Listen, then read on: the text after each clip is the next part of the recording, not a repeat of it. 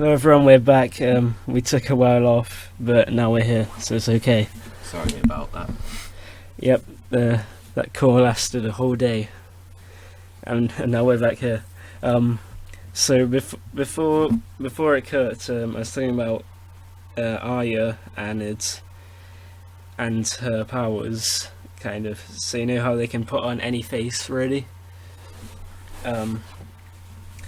It's like it's meant to be physical, but in the books they say that Arya will be ugly and all her teeth will be mashed up, but they're actually fine.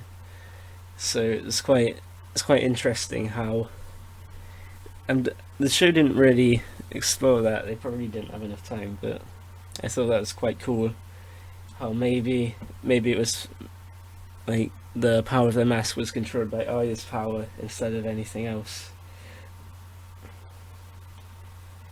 Because it leads people it leads people to think that it's like Arya's special power, like it can't be done by anyone, and it gives more reason to why they went all over looking for Arya. You probably don't remember that, so. I do a bit. Okay, let's start something new. Oh yeah, let's talk about Littlefinger.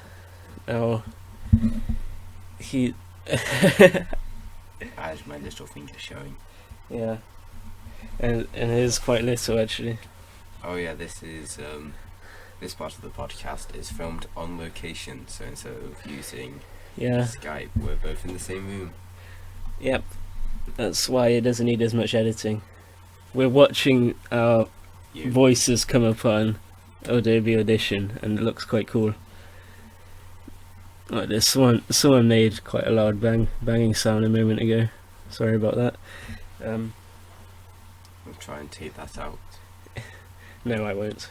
Oh. I won't be bothered really. I'll take out the background noise and that's it.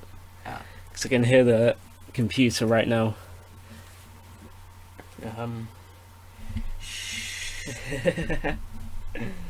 What do you think about Littlefinger and what he's done since the start?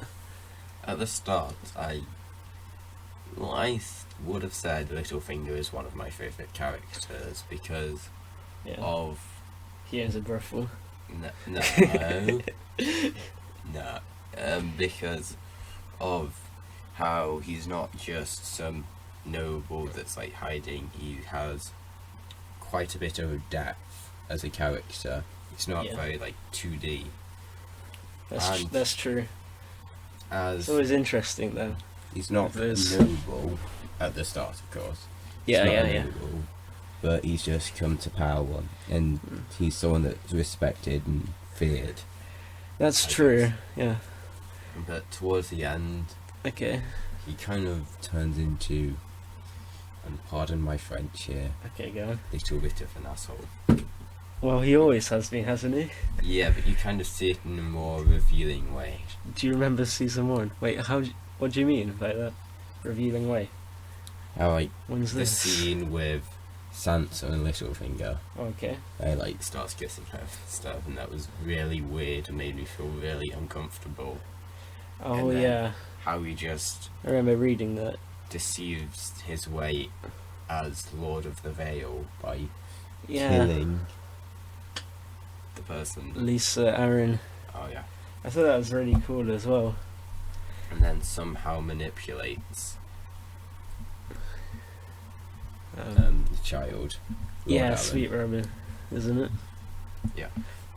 Yeah, what? As, like, from you killed my mother to you're my new best friend. Well, he never thought that really. I'm a falcon.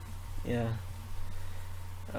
It's quite interesting to read about how Littlefinger changes from just Master of Coin to just probably being one of the most powerful people, on paper at least, because he was able to get Harrenhal. Well, there's loads of claims to. It's a bit messy with Harrenhal, and I guess the North, and I guess the Vale. So he's got like 3 kingdoms. He doesn't really have control of the North or the Riverlands, but he does of the Vale, and that's really cool, I think. It's interesting to see his schemes coming to fruition, because as you said, he's not completely 2D. Well, and until one moment in the show when I think he actually becomes a 2D character. I don't know if you got there yet. But he seems to have different motives. So he was in love with Ned Stark's sister, Kat. Ned Stark. No, not Ned Stark. and he wanted power, Catelyn Stark, and I don't know of anything else, but just that, and he seems to have done pretty well in getting that. What do you think his endgame is? What he wants to achieve by the end of the Game of Thrones? I think he doesn't seem like the sort of person that would want the throne. Yeah, that's what I was thinking. I mean, he seems like the person to get it, but then again, he just wouldn't fit it, I think. I don't think he can really get the throne, because it's all about inheritance and stuff like that. And if say Tommen died, Littlefinger definitely wouldn't be the next in line. Who would be the next in line? Don't really know. It would probably be some other Baratheon, really, because Tommen's meant to be Tommen Baratheon. Are there any left at the moment? I don't know. Renly's dead. I can check Stannis. the appendix right here, but I doubt it. Stanley's dead. Pardon? Renly and Stanley are both dead. Yeah, maybe they'd have to bring Stannis back, because what I noticed is they didn't show Stannis dying on camera, and that maybe because they wanted Winds of Winter to come out, and if it turns out Stannis is important, they probably wanted to bring him back. Did it say that he died in the books? No, they haven't got to that battle in the books. Oh. He's still wedged in the snow, so it's their own decision to kill him at the end.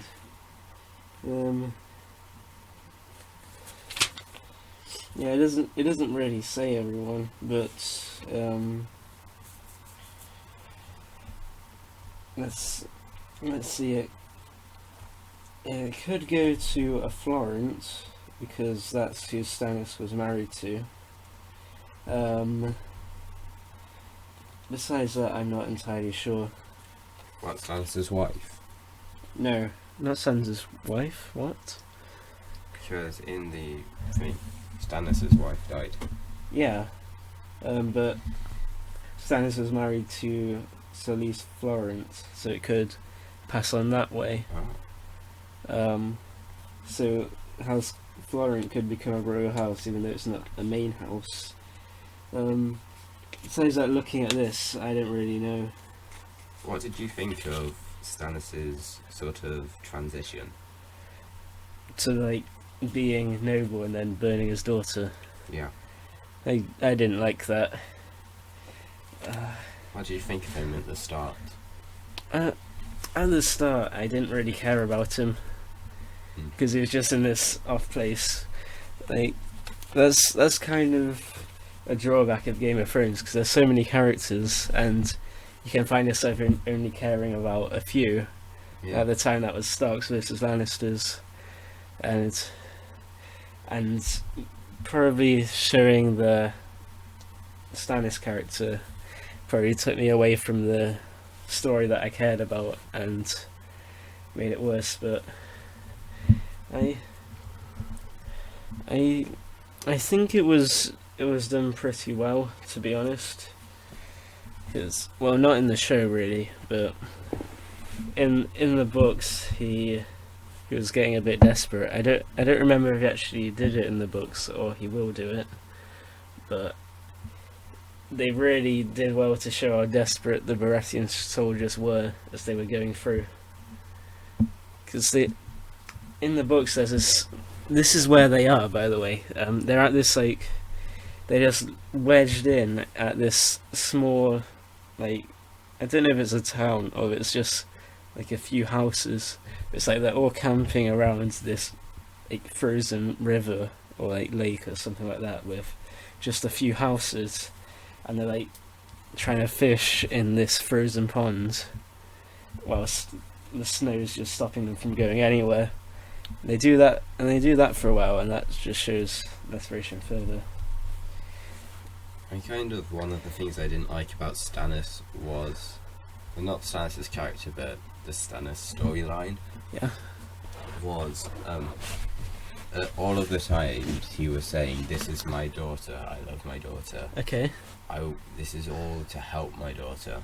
And then, even when they're like, "Oh, kill your daughter," or like leave her behind, you don't need her, he will always say, "No, this is my daughter." And then she says, "Oh, you need to have your daughter killed," and that's a bit convenient, to be honest. he just goes, "Oh, okay." And Miss Melisandre is kind of controlling of Stannis in that sort of regard. However, it just doesn't really seem like brain control or mind control, that sort of thing. Yeah. She was kind of persuading him slowly, and you could see that over time, I guess. That's true. Yeah. Other stuff, like, I could tell you to eat a cookie every day and persuade you to eat more and more. Okay.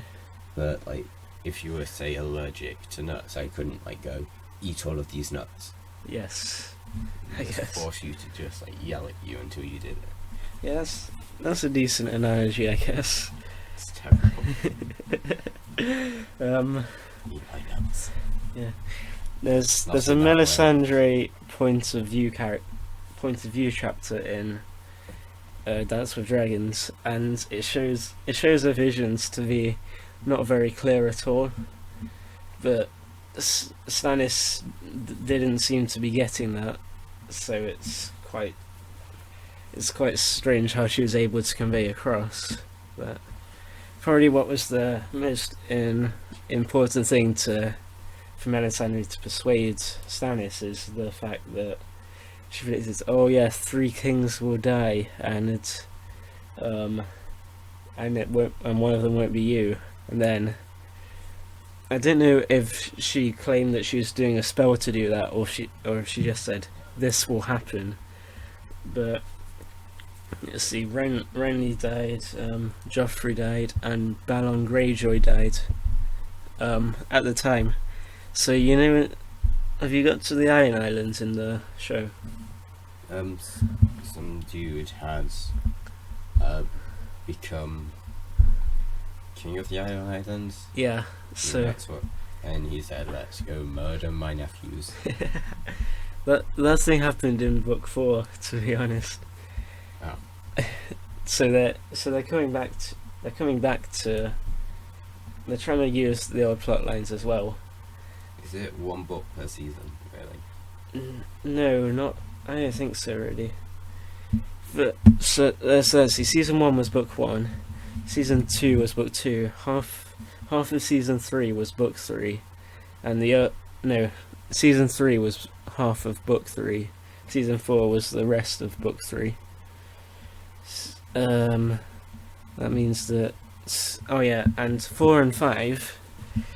That what's happening in those is he's separated all of the characters because there's so many points of view characters. He's setting them up like location wise, really.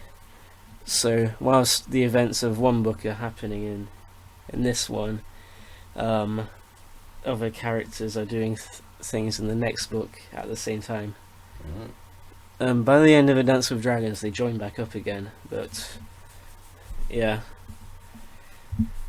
So they kind of did the rest, like how they felt like, really. Oh yeah, did you notice that thing in, I think it was season 6 or ending of season 5, where the Westminster's daughter is talking about a book, and she's like, it's called A Dance of Dragons. Yeah, okay. It's like major cameo to the book. Just seemed a bit out of place. But No, I think that's an actual thing in the books, though. Oh, I saw that tap on the thing. Sorry. Oh, your taps are getting really loud. Yeah. Anyway, so what? It's the Dance of the Dragons. Yeah. I think that's an actual true event that happened in Westeros. I don't remember what it is really, but I think it's just something that did happen.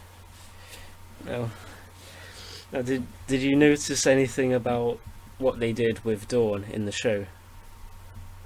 How it was kind of massacred. No, before then, when Jamie went. Not really. Well, I kind of told you Jamie went. That's the problem. Jamie went and messed it all up. Yeah, I guess they could have done a lot more with Dawn and could have made it a really interesting part of the show.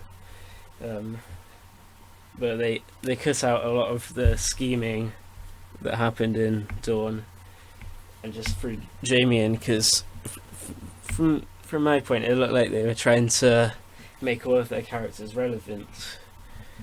I'm pretty sure what Jamie is doing now. Has Jamie gone to Riverrun? Not to my knowledge. Alright, Probably has done in the well, show, I'm not well, up to date. basically he goes around trying to stop like rebels and stuff like that. And that's what he would have been doing in, well, that's what he should have done instead of going to Dawn, but they wanted to include Dawn. So everyone was really annoyed because they cut out his book 4 stuff. Wow. What you can get an impression from book 4 is that nothing really happens, which is kind of true, but I like to think that it is all leading up to something. Yeah. Even if they can't solve it and like the schemes fail, I know that at least a few of them should, be credited and pay off well. I guess you don't really get that in the books. No, in the TV series. I guess. It's all event after event, and there's sometimes like no build up to stuff. Yeah, that's something that kind of annoys me, really. Especially with the Dawn thing, because it's for no reason, really. Or the reason was that the reason was a bad reason, I think. But I've told you before about that thing called the Dawnish Master Plan, where it seems like they've all got things going. And that always interested me. I wasn't thinking about it when I was actually reading the books, but I watched videos on it, and I'm really hoping that it comes true. Should be good. Anyway, we've pretty much gone over half an hour by now. So is there anything you want to say to wrap up? I like Game of Thrones. Yeah. Do you like Game of Thrones? I like the books, even though at times they're boring. I don't really like season 6 though. For me, it's just like disappointment after disappointment. I would say that season 6 has been, I guess, more shocking than the other seasons, really. Alright. Because of like things have happened, like messed up stuff that I didn't want to happen.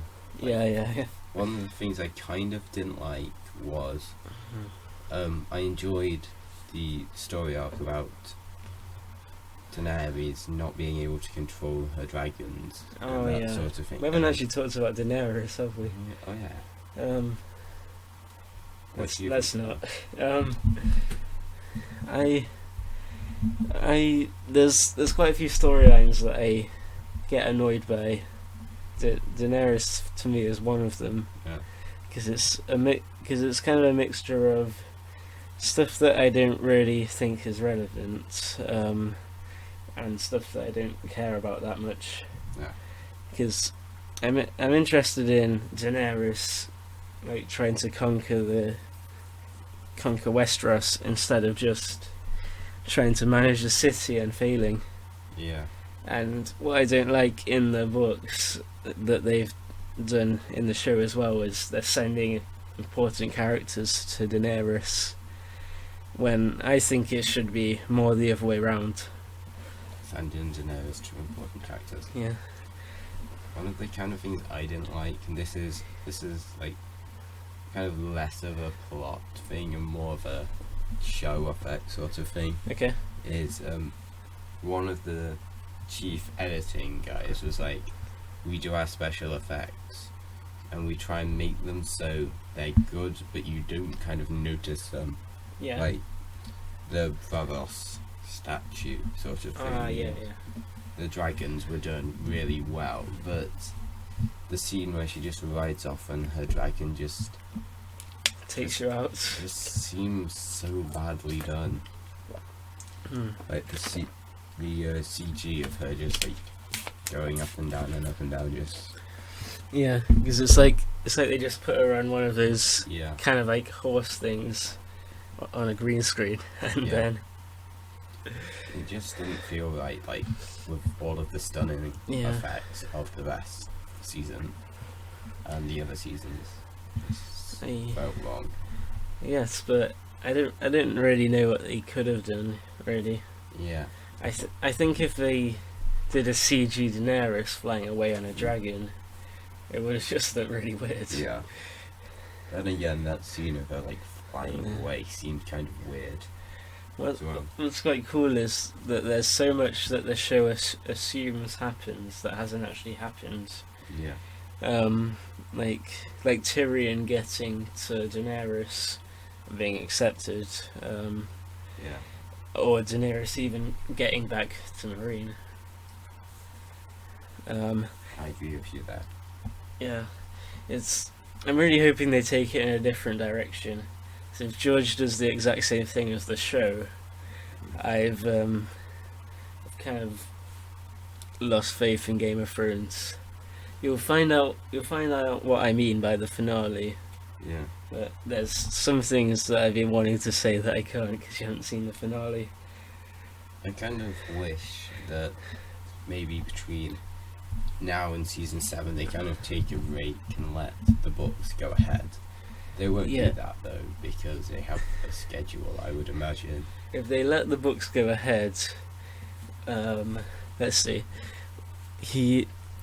The Winds of Winter should release before next season, but these books take about 5-6 years to write. Yeah. So they can let Winds of Winter come out, but I don't think they'll write based off the Winds of Winter. Because what I've noticed is a lot of the characters start in the same place that they left off. No, finish in the same place that they started, with minor changes, Like so that. that they could. Yeah, some people die, but they've left them off with like the same emotions and like same feelings, except for the last episode, which got a load of book fans annoyed probably. And yeah, but I don't think they can now because they were planning to have it drop before the season finished, and they've probably written most of the episodes by now already. So I don't really see Game of Thrones being put back on track.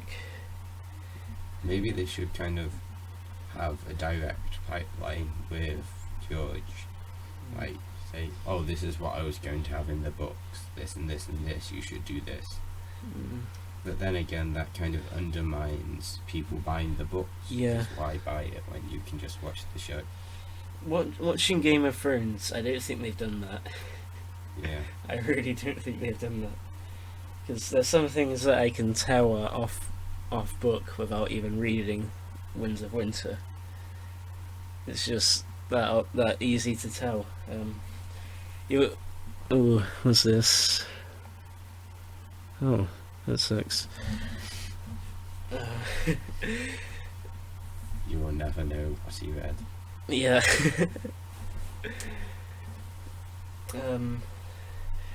Yeah. So, I'm kind of glad they did change it though. The Game of Thrones season 6 to me creates like a sort of what if scenario. Like, what if this happened?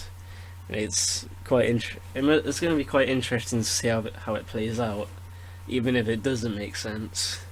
Just to see it, because I think the show is doing what the fans want, kind of. So try and make it appeal more to them instead of the actual story and it making sense. So it should be interesting to see how they end it. I really want to see your reaction to the last episode though. Yeah. And I want to see how annoyed you are by it. Okay.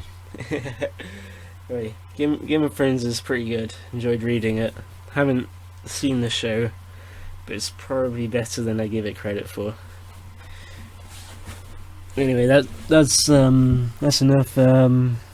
See you guys. Bye.